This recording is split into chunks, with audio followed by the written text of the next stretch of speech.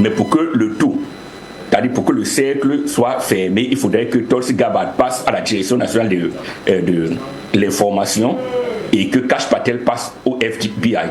Vous avez vu qu'il y a eu presque un tremblement de terre quand une sénatrice qui a beaucoup travaillé sur les problèmes de pédophilie a demandé à Kash Patel que quand tu vas être au FBI, est-ce que tu vas réveiller le dossier Epstein? Il a dit oui.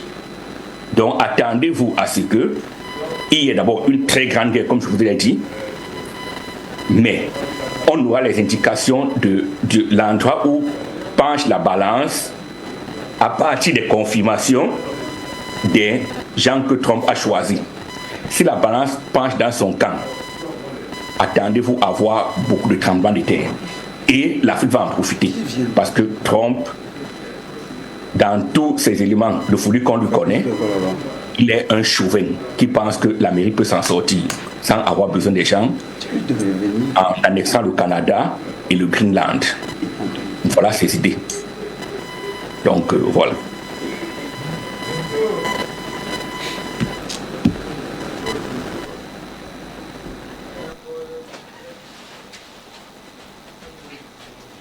Alors, j'en ai terminé.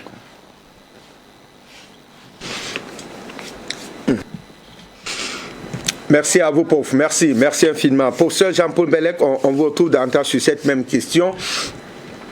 Et la réflexion, elle est aussi simple, professeur Jean-Paul Bellec. Est-ce que les Africains devraient véritablement s'alarmer autour de la démarche de Donald Trump?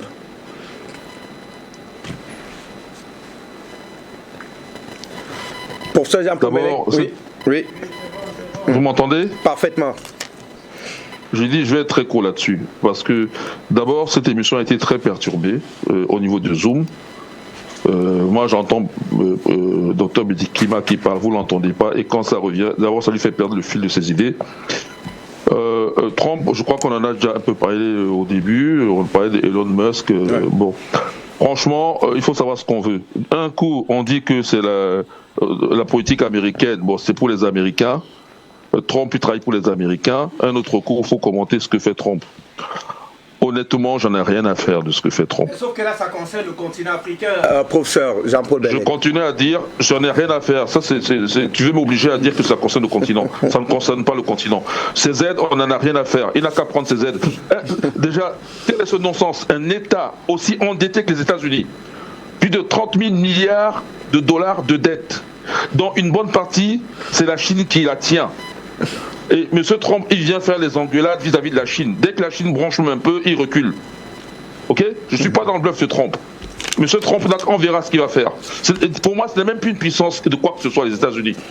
Parce que c'est contradictoire. Moi, je suis mathématique dans ma façon de fonctionner. C'est-à-dire qu'il faut que je commence moi-même à devenir non mathématique.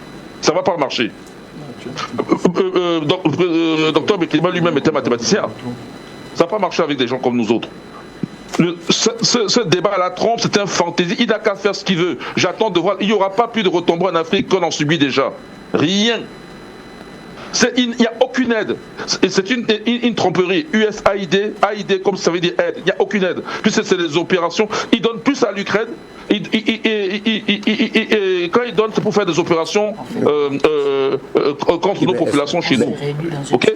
Donc je ne vois, moi, son aide, il n'a qu'à la garder pour lui. Je ne vois pas en quoi ça nous intéresse. Et c'est même bien, s'il y avait une aide, que ça disparaisse. Ok? Et c'est un non-sens aux États-Unis. S'il veut aider, qu'il aide d'abord les Africains américains. Et les Hispaniques. Et les pauvres, tout simplement, américains là-bas. Blancs, noirs, quelle que soit la couleur. Les Asiatiques, tous ces gens-là. Il n'a qu'à les aider. Tous les homeless, ne serait-ce qu'à New York. Et c'est pas tout. Regardez, M. Trump lui-même, n'est-ce pas, on apprend qu'ils ont donné beaucoup à l'Ukraine pour la guerre et qu'ils donnent ailleurs, toujours pour les fausses opérations. Donc qu'est-ce qu'on a à compter sur des miettes, hein? Histoire de juste passer pour des mendiants, des gens à qui, dès qu'on jette le monde, ils ramassent. Hein? Je sais que M. Sonko en a pleuré. Tant pis pour lui, il n'a qu'à pleurer s'il veut. On doit se couper de... Voilà ce que je veux dire. On doit se couper de toutes sortes d'aides, quel que soit le nom qu'on y donne. Parce que la main qui donne aussi la main qui reçoit, non? Combien de fois j'ai entendu dire ça à Afrique Média? Donc on doit arrêter cet esprit-là. Et au contraire, moins ils en donneront, et moins les corrompus de chez nous profiteront de ces miettes. Parce qu'en fait, c'est une façon d'entretenir les corrompus et en même temps de monter des opérations qui nous détruisent. Donc dans ce cas, je dis que pour nous, il n'y a aucun débat, si ce n'est que ça ne vaut rien. on n'a même pas regardé ce qu'il y a là-bas. S'il y avait quelque chose, qu'il garde ça pour lui. Parce que chez nous, c'est nuisible, dans tous les cas. On doit apprendre à s'en passer. Voilà ce que j'ai à dire. Merci. Si vous tenez à ce que j'ai dit quelque chose, je l'ai dit. Merci à vous. Jonathan, on vous retrouve dans tout à l'heure, puisque l'aide américaine ne servait qu'à continuer à entretenir un véritable réseau de déstabilisation via dans ces nombreuses ONG. D'ailleurs, en semaine, il y a eu le cas du Niger qui a donc annoncé la fermeture des bureaux de la Croix-Rouge. Malheureusement, on n'a pas réussi à authentifier cette vidéo. On va demander à la réalisation de nous la projeter. Vous verrez véritablement ce qu'il en est. On ne sait pas dans quel pays. Toujours est-il que cette vidéo est tournée, a été prise sur le continent africain. On voit véritablement des caisses estampillées Croix-Rouge, mais à l'intérieur, vous verrez, je préfère laisser la part belle à la réaction, nous permettre de découvrir ce qui se trouvait véritablement au sein de ces caisses pourtant estampillées, fermées avec le logo de la Croix-Rouge internationale. Est-ce qu'on peut avoir cette vidéo, Carlos, je vous en prie? Rapidement, qui nous permettra donc avant de retrouver Jonathan Matingene pour votre lecture autour de cette. Je tiens absolument que l'on ait cette image. Allez, c'est bon, on voit cette image et on revient avec vous, Jonathan.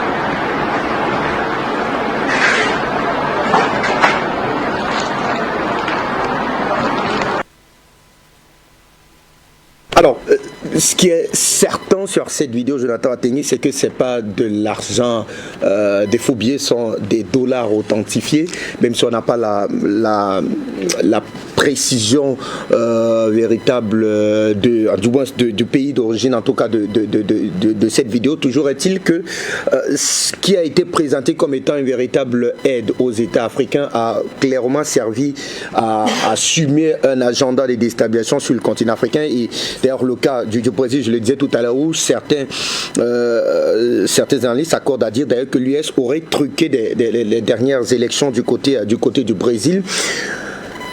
Est-ce que c'est une analyse que vous partagez pleinement, Jonathan Matingene?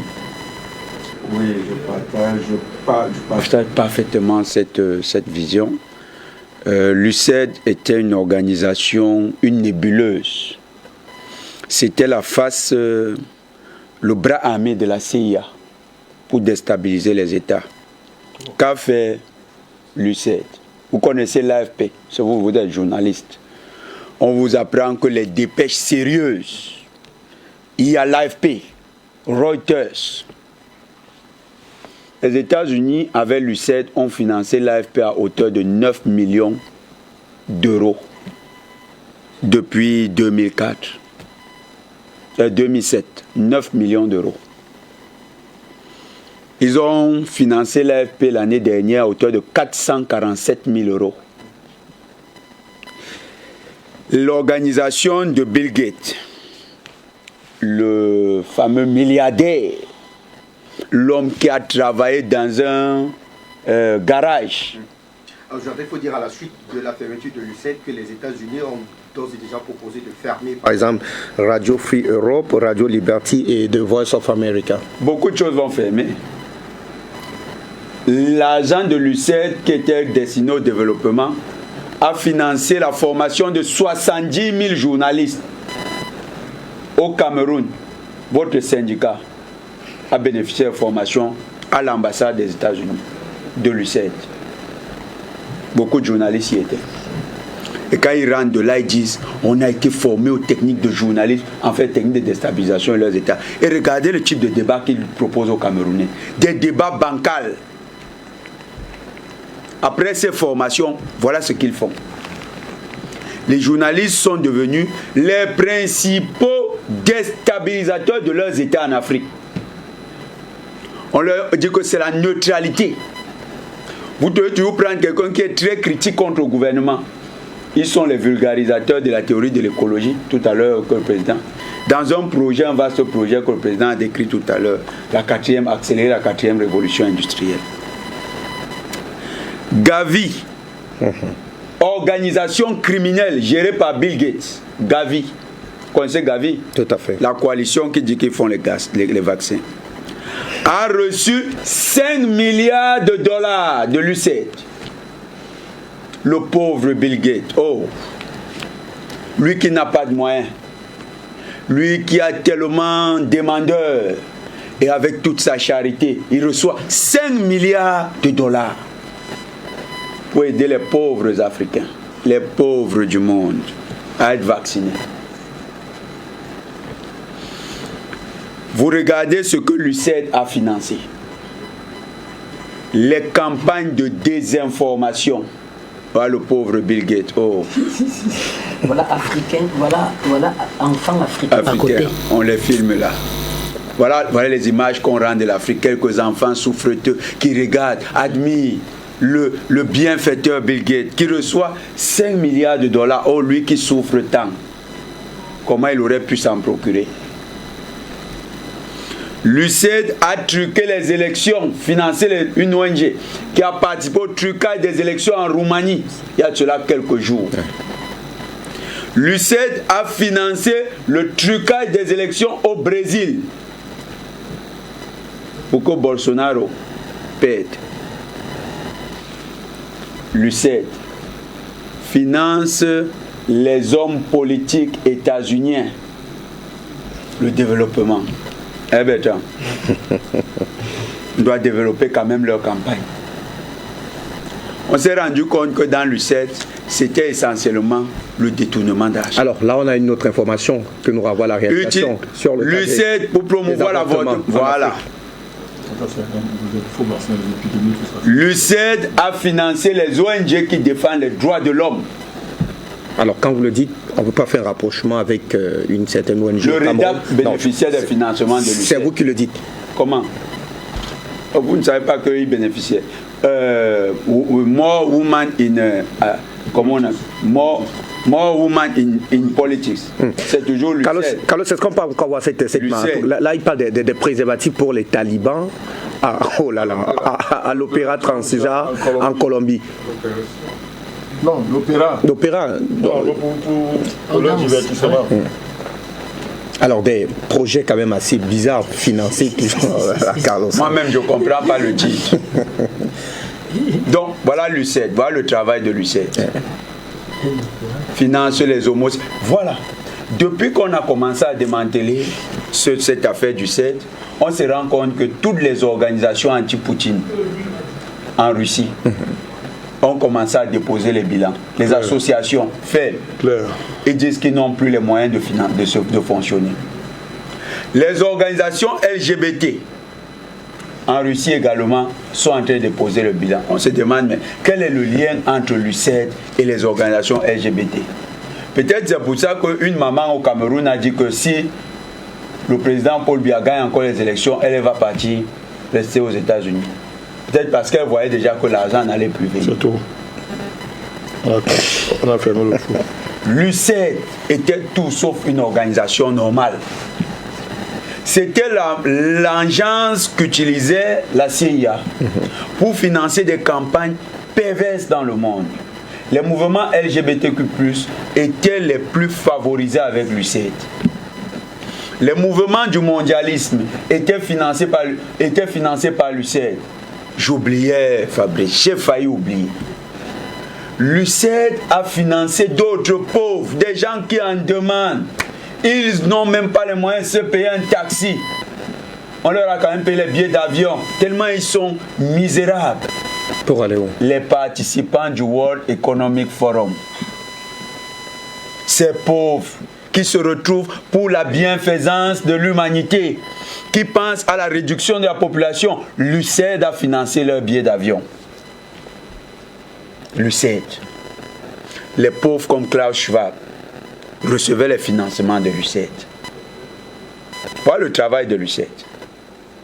Dans tout ce que je cite là, Fabrice, où est le développement?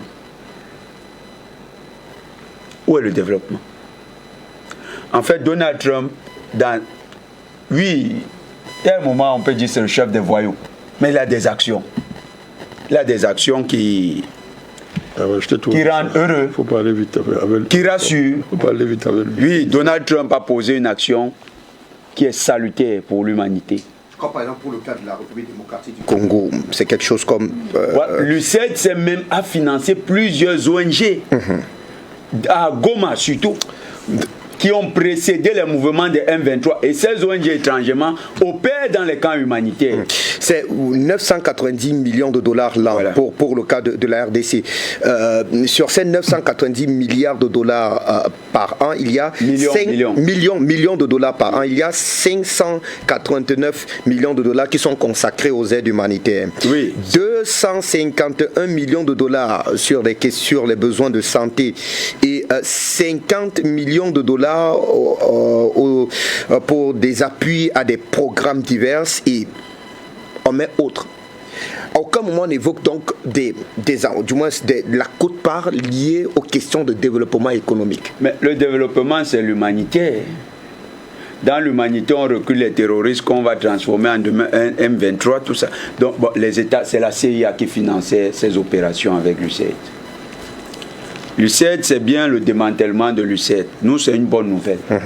Pour nous, panafricanistes, ça fait partie des éléments de convergence stratégique avec Donald Trump.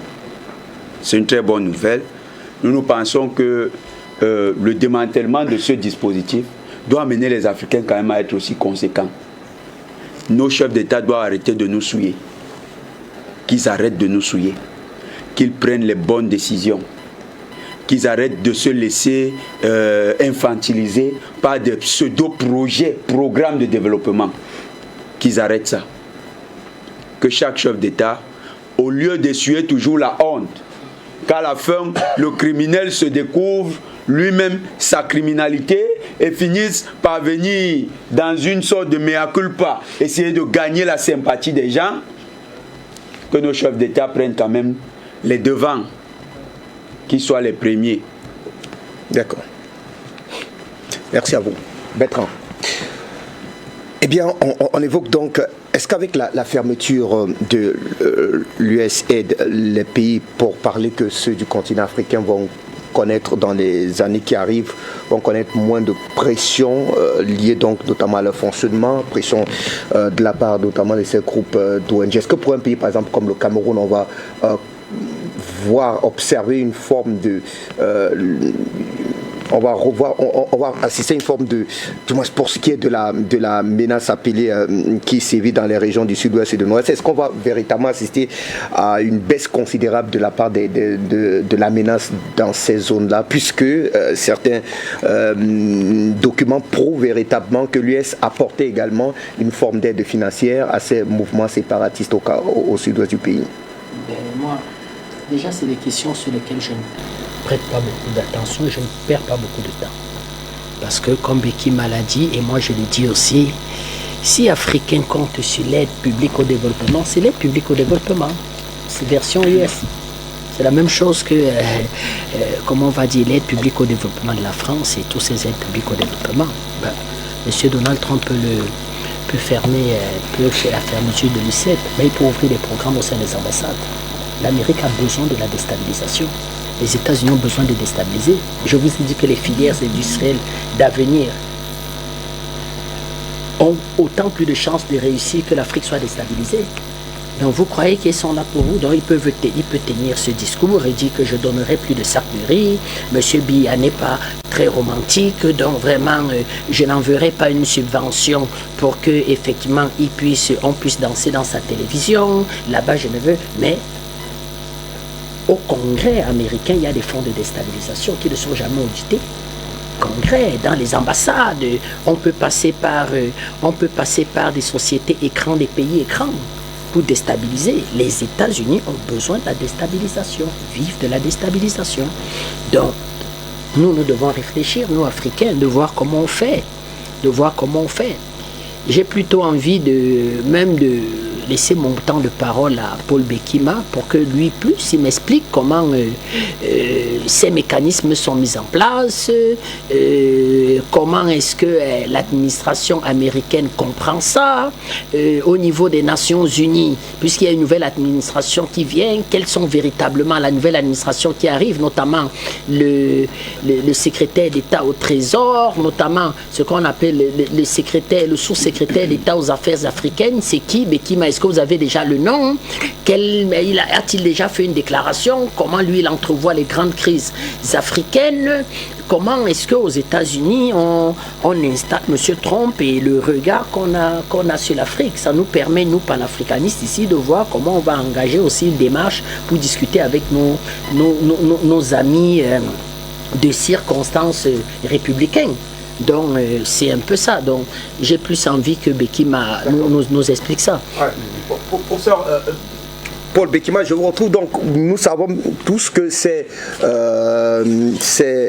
aide au développement sont parfois considérées comme des ponts avancés d'une diplomatie d'ingérence pour ces puissances, pour ces grandes puissances, la France, les États-Unis. Est-ce que les États-Unis vont revoir leur modèle, puisque Donald Trump souhaite d'abord auditer cette affaire, même si on nous fait savoir que les installations du côté des États-Unis qui encadraient, alors qui abritaient les bureaux notamment de l'USAID sont en train d'être remodelés. Bref, on a l'impression qu'on est parti pour déconstruire véritablement cette démarche qui a existé par le passé. Est-ce que les États-Unis sont donc préparés? Alors, dans leur démarche, il faudra s'attendre à ce que qu'elle ne puisse plus se manifester dans sa politique extérieure via les aides humanitaires ou alors les aides au développement. La vision de Donald Trump et de son équipe au départ est celle-ci que l'impérialisme international américain ne profite pas au peuple américain. Elle profite en vérité à maintenir le peuple américain sous une colonisation des globalistes. Voilà son idée. Et qu'il faut le démanteler. Je vous ai dit que Donald Trump est un chauvin. Lui pense que le génie américain, plus quelques actions de banditisme dans lesquelles il est aidé, comme annexer le Canada, annexer le Greenland, on dit Groenland, mais c'est Green en anglais, où ils ont une base militaire contre le canal de Panama, va le faire se concentrer beaucoup plus sur son ennemi qui est un ennemi commercial, c'est-à-dire la Chine. Et aux États-Unis, ce n'est qu'en Afrique qu'on accorde une grande importance au sous-secrétaire d'État aux affaires africaines. Le sous-secrétaire d'État aux affaires africaines n'est rien aux États-Unis, au département d'État. Il n'assiste même pas aux réunions stratégiques. Même la politique africaine, il ne participe pas aux décisions. Parce qu'il n'accompagne pas le secrétaire d'État au niveau de la Maison Blanche quand il y a les réunions stratégiques dans ce qu'on appelle la Situation Room. C'est pour ça que Tibor Nagui fait du bavardage. Il était beaucoup plus l'envoyé de quelques intérêts privés. Donc on dit qu'il y a un secrétaire d'État qui va parler de la politique africaine.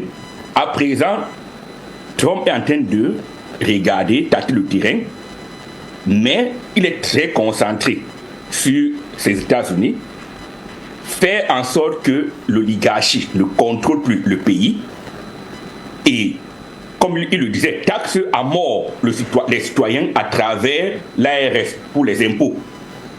C'est pour ça que vous voyez qu'il est en train d'envisager de supprimer les impôts et de faire payer le fonctionnement de l'État par les tarifs douaniers, comme c'était auparavant. Il rappelle que l'impôt sur le revenu n'était pas quelque chose qui existait. Donc voilà sa politique pour le moment. C'est pour ça que tout ce qui l'écarte de savoir, comme les conceptions européennes des choses, lui voit les Européens comme des parasites qui ennuient son économie. C'est pour ça qu'il a dit, les Européens, vos compagnies, je vais baisser les prix et venez vous installer aux États-Unis. Lui, l'Europe doit tomber et il s'en fout de l'Europe. C'est pour ça que tous les changements que vous voyez, que ce soit au Congo et partout là, les choses vont s'accélérer. Et vous avez bien fait d'évoquer le point de au sud et au nord-ouest du Cameroun. Beaucoup de financements vont s'estomper. En attendant, peut-être qu'il se rende compte qu'il a fait une erreur. C'est pour ça que nous, Africains, on ne peut pas s'asseoir et compter sur lui. On regarde une situation et nous-mêmes aussi, on commence à prendre des décisions fortes.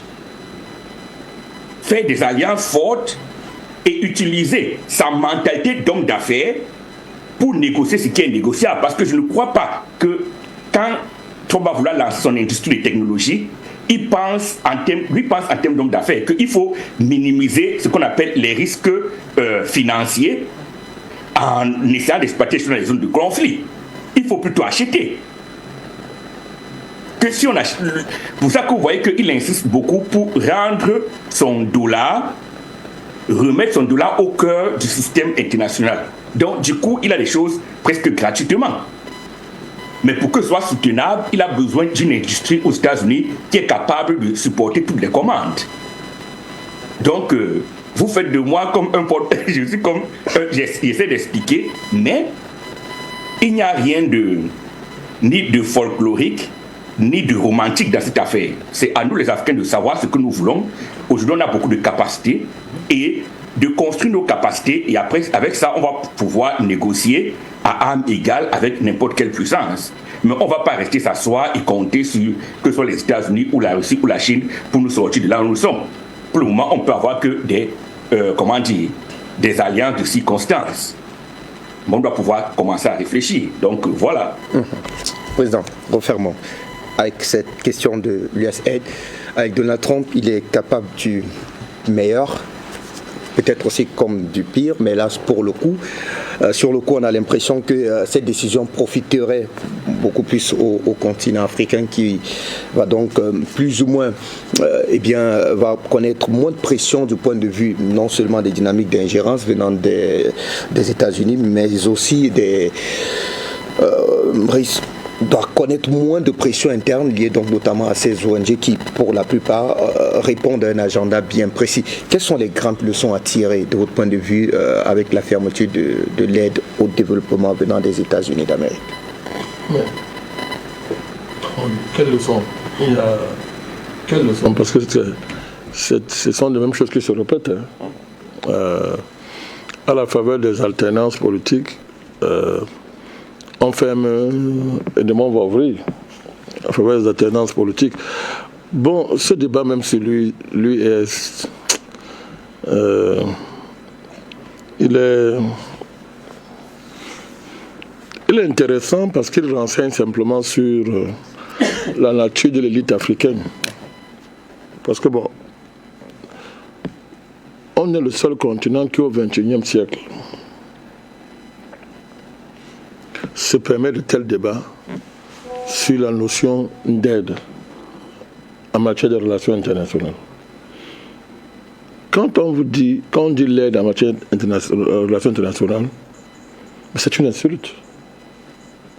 Quand ce n'est pas une insulte, c'est la couverture pour des opérations qu'on ne peut pas faire à l'intérieur et qu'on cherche un prétexte objectif pour masquer les opérations en interne. Quand ce n'est pas ça, c'est le détournement de fonds publics. Quand ce n'est pas ça, Fabrice, c'est de la déstabilisation.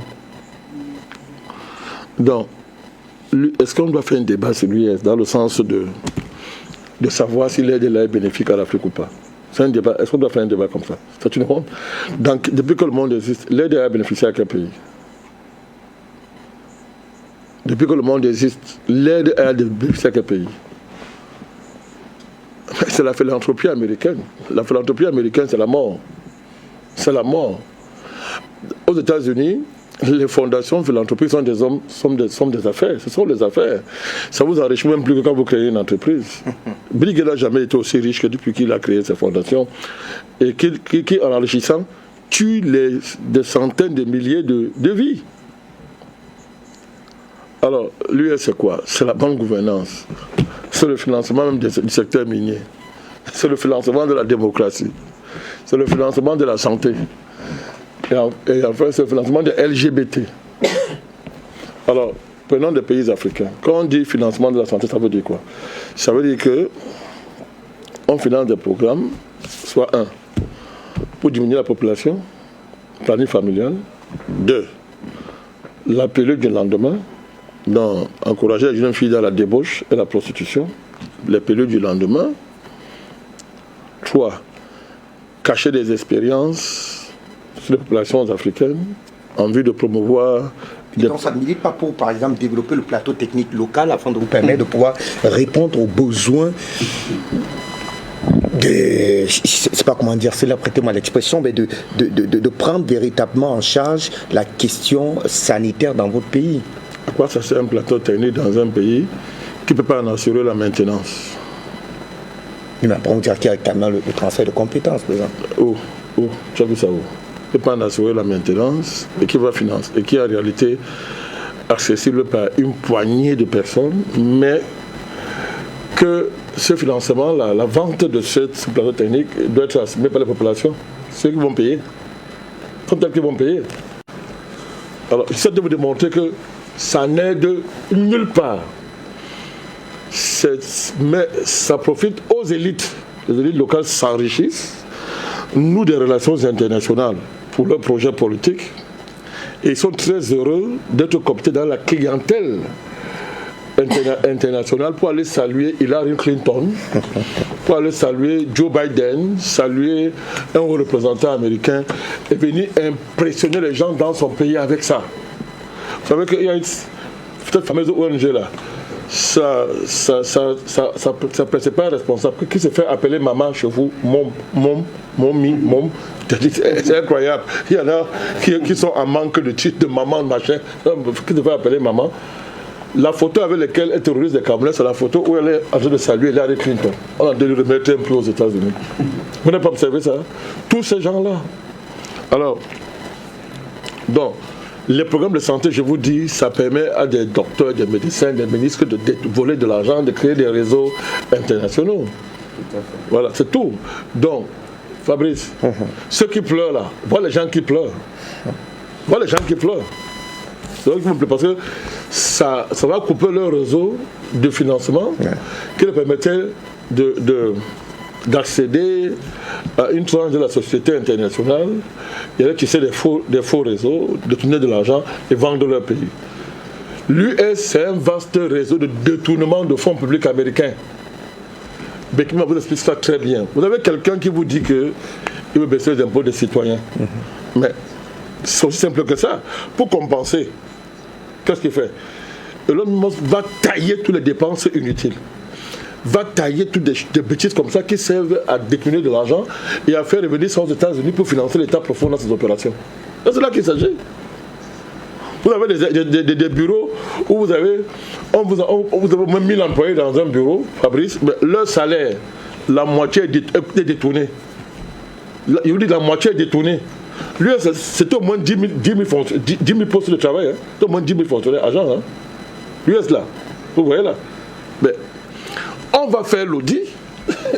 Je dis qu'on va faire l'audit et c'est truffé de faux postes, de doublons, c'est-à-dire que de faux postes. Alors, tout à l'heure, vous avez montré une image là. Mais c'est ça l'US. Mais demandez à Bekima, vous me faites rire. Hein? L'Amérique est le pays le plus corrompu au monde. Hein? Est-ce que vous le savez? Oui. Non. Demandez, voilà pour Bekima qui est là. Demandez-lui. Vous assistez, si vous pouvez. L'Occident, quand l'Occident lutte contre. Écoutez-moi bien. Quand l'Occident lutte contre un phénomène, si l'Occident dit que je lutte contre la corruption, ça veut dire que c'est ce que lui fait. Et il est expert dans ça. Et il dit qu'il lutte contre la corruption. Les États-Unis sont l'État le plus corrompu au monde. D'ailleurs, la corruption là-bas est presque légale. Elle est légale. Parce que légale. Oui, entre autres. Mais la relation entre les États-Unis et l'Arabie Saoudite, c'est quoi? La relation entre les États-Unis et l'Ukraine, c'est quoi? La relation entre les États-Unis et l'Union européenne, c'est quoi? C'est quoi ce qu'on parle même? C'est quand même, il faut laisser la Kérémouna. Il dit qu'il lutte contre la corruption. Il est membre de Transparency International. Tous, je vous dis que tous tous. Si c'est le cas, comment fera-t-il le NG, toute la banque comment fera-t-il donc pour pouvoir je vous dis assumer ses dépenses pour la présidentielle puisqu'il est candidat déclaré? Ce sont eux qui pleurent et qui ont des réactions hystériques à voir la tête de Donald Trump. Des réactions historiques et schizophréniques. J'ai dit à Jonathan que il faut parler vite. Toi, tu vas l'insulter ici. Tout à l'heure, tu vas l'applaudir parce qu'il va faire quelque chose. Non, lui-même, il fait comme ça. Je t'ai dit que... il fait un truc. Même mon ami professeur Bellec, nous, je vous ai dit que nous, quand on est dans la géopolitique, il y a ce qu'on appelle les relations, les convergences objectives. Tu n'entends rien de la personne. Rien, tu sais qui la personne est. Mais tu sais que, bon, ok, au niveau d'un ensemble d'actions, il va t'aider à avancer. Vous comprenez? Bon, Bellec a dit que cette décision ne sert à rien. Ça sert à quelque chose.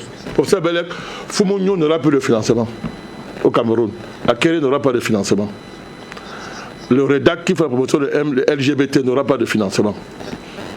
Tous ces gens-là qui profitent là-bas, les faux programmes de santé qu'il y a partout là-bas, c'est un pays comme le Cameroun, mais qui enrichit d'abord, qui enrichit certaines élites là, n'est-ce pas? Ils n'auront plus de financement. C'est ces gens-là qui pleurent. Ce sont eux qui pleurent. Les populations camerounaises, quand ils ont des problèmes de santé, pourquoi ils vont d'abord à l'hôpital? C'est accessible? Pas forcément. C'est pas accessible. Ces populations se débrouillent. La preuve, même le président a pris acte de ça, il a dit que maintenant il faut légaliser la médecine traditionnelle. Il a compris, il sait que le président bien compris, mais sa population là, c'est les hôpitaux de référents, machin et consorts. Mais on y va là-bas. Quand c'est grave. Quand c'est grave. Et puis qu'on peut payer les soins. Oui. Vous croyez que vraiment, c'est-à-dire qu'il faut qu'on soit sérieux. Pendant le Covid, tu as vu qui est là à l'hôpital.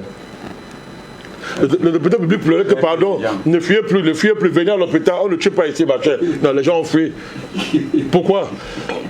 Parce que les médecins qui étaient membres du réseau international de tueurs étaient là pour s'enrichir en prescrivant partout. Tu as le Covid, ils pointent la commission. Covid, tu pour la commission. Voilà le travail. Donc, l'US là, ouais. Fabrice, si vous dites que ce n'est qu'intéressant que parce que ça a de telles conséquences.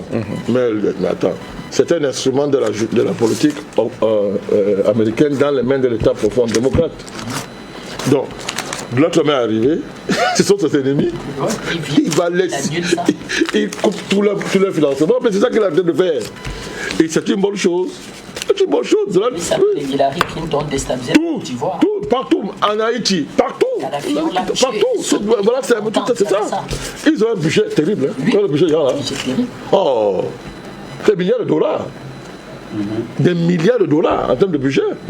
C'est une belle façade internationale pour détourner de l'argent. Vous vous rappelez USA for Africa, non? Tout à fait. C'était pas par l'année passée. Tu as oublié. C'est UZ qui était derrière. Je t'ai oublié la chanson là. USA for Africa, on a ramassé tous les stars internationales. Ah oui. Ouais, vraiment, les mecs, Michael Jackson. Tous ont chanté par l'amour, pour l'amour, un pitié de l'Éthiopie. Ils ont chanté. Mais il y avait quoi derrière? Quand ils ont fait de chanter, il y avait quoi derrière? Même un des promoteurs de cette affaire, Bob Geldof, avait fait des critiques terribles par rapport à ça. Il dit le scandale qu'il y avait derrière, etc. Donc c'est de ça qu'il s'agit. Dans la relation internationale, il n'y a pas de règles. Entre les nations, il n'y a pas de mots comme ça, il faut ajouter des mots comme ça. Ça, c'est ce que la France, c'est la France qui prononce l'aide publique au développement. L'aide publique, des bêtises comme ça. C'est des détournements déguisés. Donc vraiment, il faut ceux qui pleurent là. Ouais. Laissez-les pleurer. D'accord. Ce sont les Afro, ce sont des Américains. Ce sont des Américains d'un autre type. Nous, on ne pleure pas, ça nous arrange. D'accord. Merci à vous très chers messieurs. Plus qu'un quart d'heure, on aura fait 6 heures d'antenne. Ça a été long, on n'a pas l'impression. Même notre ami Tino est encore éveillé. Toujours avec nous. Professeur Paul Bekima, merci infiniment à vous très chers messieurs pour votre disponibilité à nous éclairer. Ils ont été nombreux à nous écrire pour apprécier véritablement la pertinence de vos arguments convoqués à chaque fois dans cette édition du débat. Et on souhaiterait sincèrement vous avoir régulièrement, Prof Bekima. Un très grand enseignant. Il est humble comme ça, c'est un très grand enseignant. Je vous remercie et je remercie surtout mes amis qui m'ont beaucoup éclairé, honnêtement. C'est-à-dire, et je remercie également la galaxie panafricaine. Donc, je m'engage à être là autant que faire se peut, selon, comme on dit, mes disponibilités. Donc, merci à vous, M. Ndoum. Merci infiniment. Merci infiniment à vous. Professeur Jean-Paul Bellec, on vous retrouve également pour apprécier à sa juste valeur votre contribution dans ce débat. Je rappelle que dans les jours qui arrivent, il y a donc un autre ouvrage qui va donc être disponible sur l'origine africaine des mathématiques modernes. Document d'ailleurs que vous avez préfacé. C'est un autre ouvrage du professeur Tapé Goubera. Prof, vous l'avez préfacé. On espère qu'on aura véritablement la mouture finale sur ce plateau afin de pouvoir continuer à apprécier votre lecture sur l'origine africaine des mathématiques modernes. Merci infiniment pour ça, pour votre disponibilité. Ok, bonne soirée à tout le monde et puis bon courage. Jonathan. Je vous dis merci. Merci également au professeur Bellec, au professeur Bekima. Et merci à tous les aînés, au grand frère Bertrand et le président Banda. Jean-Paul, on se tient au courant. Qui continue de nous encadrer. Ça montre que le combat est en train de prendre son envol encore avec la nouvelle génération, parce que de plus en plus titulaire au poste. Donc rendez-vous certainement la semaine prochaine. Absolument. Bertrand, on va également être assez reconnaissant pour votre présence, mais surtout pour vos contributions dans le cadre de cette émission des bons. On a promis apporter des précisions aux téléspectateurs et bien sûr aux sympathisants lointains et même rapprochés du NMP pour les prochaines échéances électorales, notamment législatives. Ça a été un peu difficile pour moi. Je me sens pas très bien, mais il fallait faire cette émission. Oui, le NNP ira aux élections municipales et législatives. Et comme je vous l'ai dit, ça coûte cher. Et nous voulons maximiser les listes dans les grandes villes du Cameroun de façon à pouvoir être dans les conseils municipaux, conseils régionaux et un peu à l'Assemblée nationale. C'est pour ça que je veux vous donner le numéro WhatsApp de notre coordonnateur national, Jean-Jacques Séjour. C'est le 00 237 677 74 71 11 00 237 677 74 71 11. On demande à tous ceux qui nous apprécient de pouvoir rentrer en contact avec lui. 20 €, 30 €, 50 €, 100 €.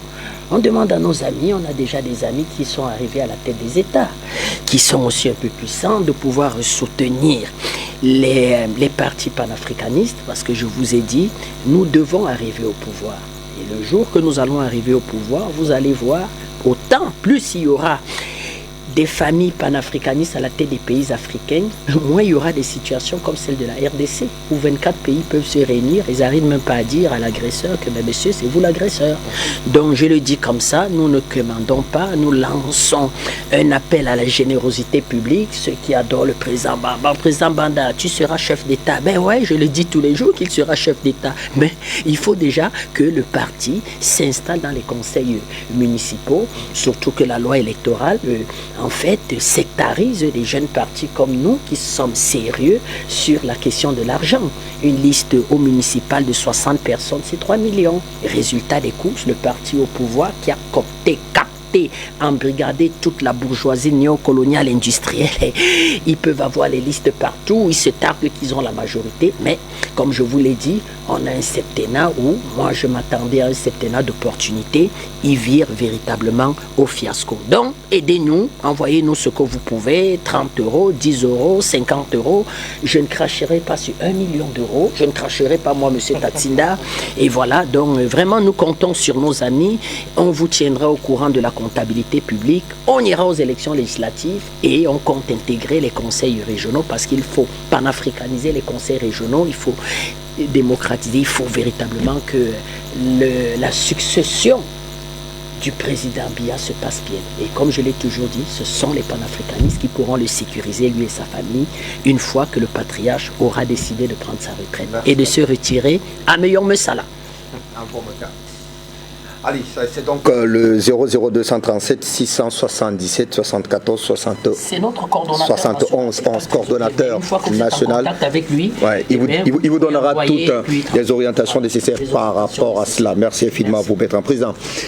Mondialement, merci. Vous nous avez manqué pour 2 semaines, mais c'était pour des besoins d'abord personnels. Vous êtes aussi un homme de famille, très attaché également à un certain nombre de valeurs. Et donc, ça n'a pas été facile pour vous d'être présent sur ce plateau. Tout est rentré dans l'ordre. On a été à vos côtés ce soir. Ça a été un réel plaisir. Merci une fois encore, Président. Ben, écoutez, c'était un plaisir, c'est un devoir. Ouais. Mes absences en free média ne sont jamais du fait de ma volonté. Quand je suis libre, il faut que ce soit des responsabilités vraiment dont je ne peux pas me dérober, pour lesquelles je ne peux pas me dérober. C'est ça qui peut m'obliger à être absent. Sinon, généralement, je suis toujours disponible. Donc, c'est toujours avec un plaisir que je suis là. Bon, Bertrand a lancé un cri de cœur. On va organiser ça, on va bien organiser ça. Il a donné le numéro du coordonnateur. Si, comme beaucoup de gens viennent vers lui pour ce genre de soucis, on va organiser ça très bien pour éviter qu'on vienne nous arrêter pour dire qu'on a fait l'abus de biens sociaux. Tout à fait. Voilà. Hein? Pour ne pas tomber dans le piège de certains qui ont fait des bugs. Voilà, des bugs, etc. Non, ça va être bien organisé, on va bien organiser ça. Mais son interpellation est claire, il faut être conséquent. On ne peut pas vouloir les choses son contraire. On ne peut pas vouloir les choses son contraire. On ne peut pas vouloir le beurre, le sourire de la crémaillère sans débourser l'argent nécessaire pour ça. On organisera tout ça, ça va bien se faire. Je dis merci à Bekima, j'étais très content des échanges. À Jonathan, professeur Belek, qui m'a écrit, je te dis ça, il écrit quand même préfacé l'ouvrage de Tapé Goubera. Non, il m'a écrit, je dois... Non, il m'a dit, non, si il va s'en prendre à moi, il m'interpelle. C'est pas l'information que vous avez, mais il me dit ça. Donc pour qu'il ne me dise pas que je suis dans le complot, je préfère rétablir ce qu'il t'a dit et tu vas gérer ça. Après, le combat continue. Beaucoup de courage aux populations de la RDC. Beaucoup de courage à la frange loyale de l'armée de la RDC. Beaucoup de courage au président Tshisekedi. Nous sommes totalement derrière le Congo. Nous sommes derrière le président Tshisekedi. Le Congo ne tombera pas. En marche pour Kigali.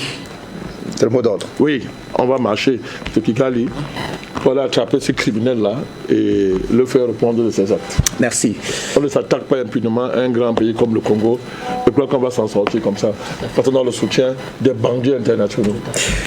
Merci à vous, très chers messieurs. Merci à toute la partie technique, ambassade Carlos Piatan. Merci à vous, très chers messieurs. On se donne rendez-vous certainement dimanche prochain pour d'autres faits d'actualité. À très bientôt. Il est fâché. Il est fâché.